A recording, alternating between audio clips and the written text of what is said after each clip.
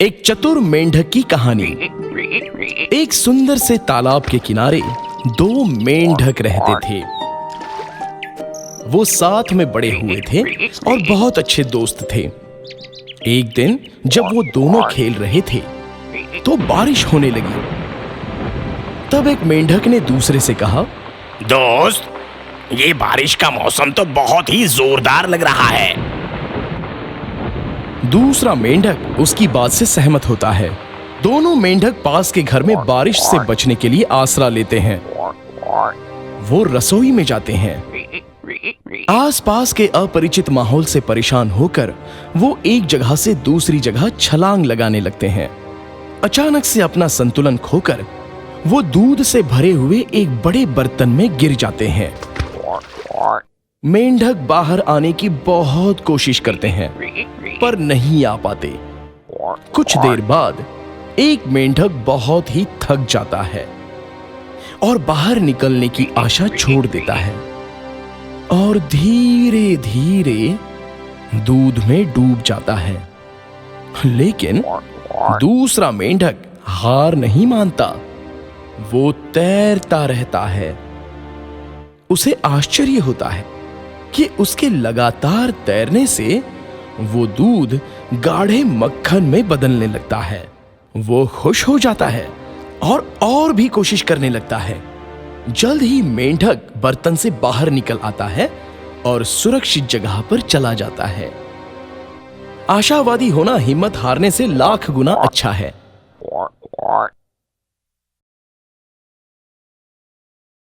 गाने वाला गधा। बहुत समय पहले एक गांव में एक धोबी के पास एक बूढ़ा और एक कमजोर गधा था। दिन के समय धोबी उस गधे से पूरा काम लेता, पर रात को वह उसे खुला छोड़ देता था। एक रात घूमते हुए उसे एक सियार मिला। सियार को भी एक मित्र मिल गया। अब गधा और सियार साथ साथ घूमते और दोनों बहुत अच्छे मित्र बन गए थे। एक रात उन्हें रसीले बड़े खीरों से भरा एक बहुत बड़ा खेत दिखाई दिया। बस दोनों वहां गए और उन्होंने पेट भरकर खीरे खाए। फिर क्या था, शाम होते ही ये दोनों मित्र इस खेत में पहुंच जाते, छक कर खीरे खाते और कुछ ही समय में दोनों अच्छे मोटे तकड़े हो गए। एक रात जब वह खेत से रसीले खीरे खा रहे थे, गधे ने आकाश की ओर देखकर कहा, वाह, आज तो पूनम की रात है। देखो, चांद कितना सुंदर है और तारे भी टिमटिमा रहे हैं। मेरा तो गाने को मन कर रहा है। सियार ने कहा, नहीं नहीं नहीं, तुम ऐसा मत करना। तुम खतरा मोल ले रहे हो। इस खेत के मालिक को अगर तुम्हारी आवाज सुनाई दी तो पत्थर मार डालेगा, और तुम्हारी आवाज मधुर भी तो नहीं है। तुम कितने बेसुरे हो। मुझे मालूम है, तुम मुझसे जलते हो। कहकर गधे ने अपनी बेसुरी आवाज में रेंगना शुरू कर दिया। खतरे को महसूस कर सियार चुपचाप जाकर खेत के एक कोने में बैठ गया। खेत का मालिक बड़ी बड़ी लठियां लेकर वहां पहुंचा। गधा अभी भी रेंग रहा था। माली ने गधे की खूब जमकर पिटाई की और एक बड़ा सा पत्थर उसके गले में बांधकर उसको खेत से बाहर निकाल दिया। अब सियार वहां से निकलकर बाहर आया। उसके गले में बड़ा पत्थर लटका हुआ देखकर मुस्कुराता हुआ बोला, लगता है तुम्हारे मधुर संगीत के लिए खेत के मालिक ने तुम्हें यह उपहार दिया है जो तुम्हारे गले में लटक रहा है। काश मैंने तुम्हारी बात मानी होती। गधे ने शर्म से कहा और धीरे धीरे सियार के पीछे चलता रहा। तो अच्छे मित्र की सलाह मानने में ही भलाई है।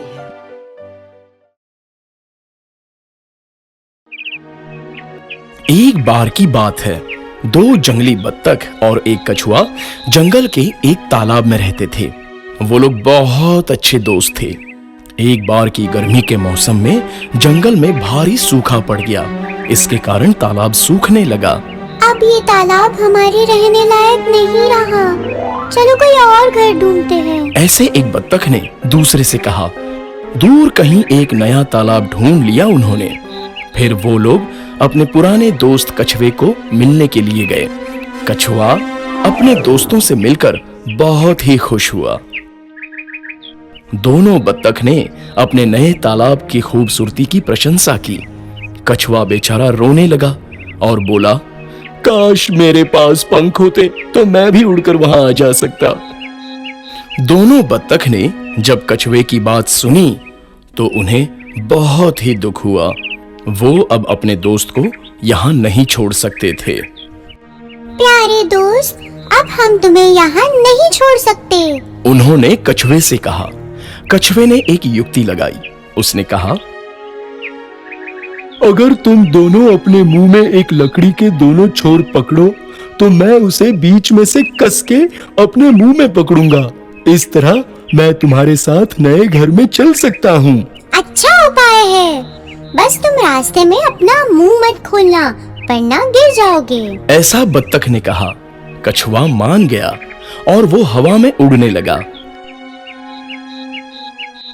अपने बत्तख दोस्तों के साथ लकड़ी को अपने मुंह से पकड़कर जैसे ही वो एक गांव के ऊपर से उड़ने लगे, वहां लोग खुशी से चिल्लाए, अरे देखो, उड़ता हुआ कछुआ! कछुआ बड़ा उत्तेजित हुआ। उसने अपना मुंह खोला और वो गिर गया और उसका वहीं पर अंत हो गया। दोनों बत्तख अपने दोस्त को खोकर बहुत रोए। जब वो अपने नए घर वापस लौट रहे थे तो एक बत्तख ने दूसरे से कहा,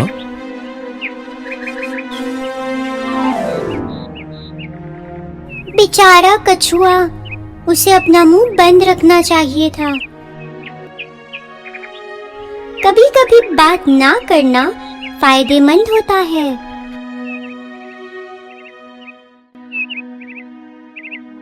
वो उड़कर नीचे गए उसे ढूंढने के लिए। खुशकिस्मती से वो घास के एक बड़े ढेर पर गिरा था। बत्तख अपने दोस्त कछुए को जिंदा देखकर बहुत खुश हो गए।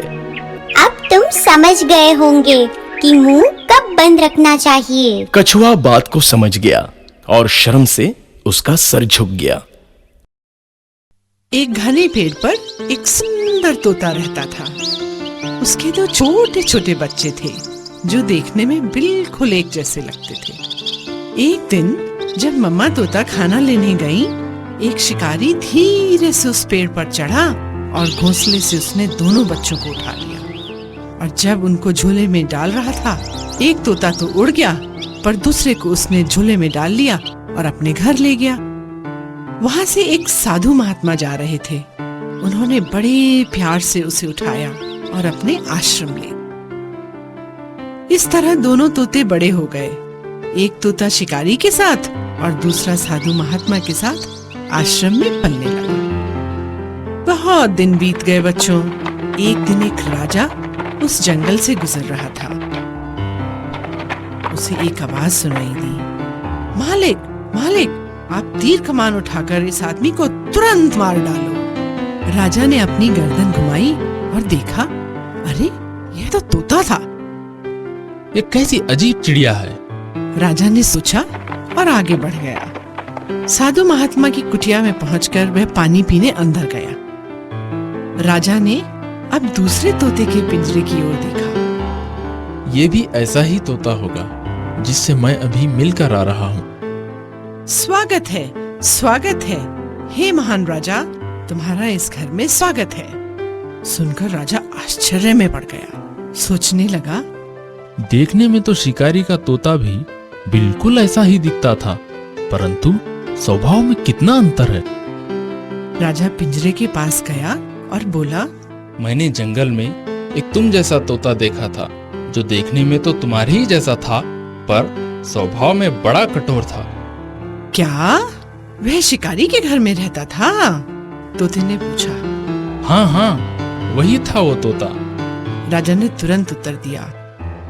तोते की आंखों में दुख के आंसू बह निकले और उसने राजा को बताया, वही तो मेरा बेचारा भाई है। हम दोनों एक ही घोंसले में रहते थे। एक दिन जब मेरी माँ दाना चुगने गई हुई थी, एक शिकारी ने हम दोनों भाइयों को अपने जाल में फंसा लिया। मैं तो बचकर निकल गया और मेरा भाई उसी शिकारी के पंजे में फंस गया। मेरा बेचारा भाई शिकारी के साथ रहकर उसके जैसा ही क्रूर बन गया। पर मेरे मालिक बहुत अच्छे हैं, साधु प्रवृत्ति के हैं इसलिए मैं ऐसा हूं।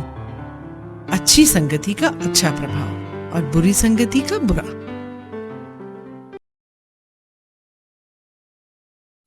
एक समय एक बड़ी पहाड़ी के नीचे मंदविष नाम का एक सांप रहता था। वह अब बूढ़ा हो चला था और भोजन की तलाश करने के लिए वह बहुत कमजोर हो गया था। अब उसने सोचा, अब बिना प्रयत्न किए मुझे भोजन प्राप्त करने के बारे में सोचना चाहिए। जल्दी ही उसे एक उपाय सूझा।